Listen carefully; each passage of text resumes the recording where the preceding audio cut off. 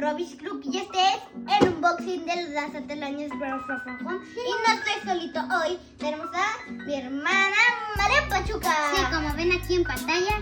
Sí, y hoy vamos a hacer el unboxing de las telarañas y los vamos a abrir ahora.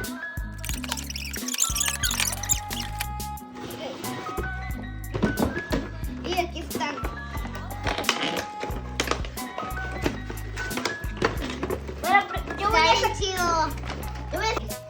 Aquí está nuestra máscara. A ver, le voy a quitar este cartoncito.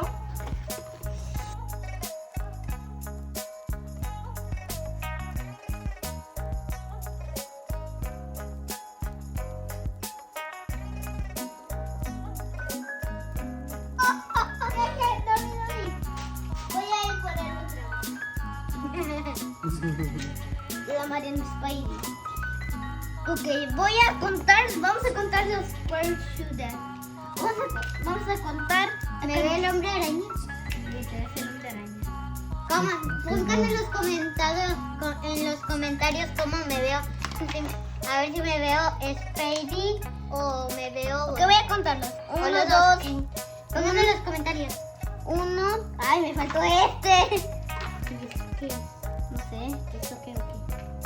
1, 2, 3, 4, 5, 6. 6. ¿Y esto para qué? No, esto no. Ok, me voy a poner la máscara. A ver, la voy a poner. Está bien chido. ¿Me veo?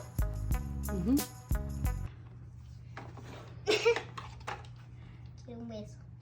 Te bañé. Ok. Quiero un beso. Espera, mamá, me Vea. voy a poner estos World Shooter. A ver, los voy a poner. A ver. Bueno, acá están todas las telarañas. Robby ya me robó una. Bueno. Creo que. Ahora voy a poner Estas cositas. Sí lo intenté, pero se sintió bien chido. O sea, que sí lancé una telaraña, pero la telaraña era de juguete. O sea, eso sentí que sí era Spider-Man, pero en vez de telarañas, o telarañas de juguete. Pero sí era Spider-Man.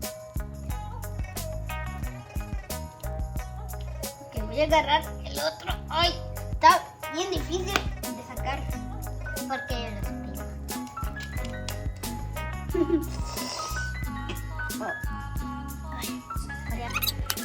Eso fue todo, hermosos. Espero que les encante. A mí me encantó y hasta luego.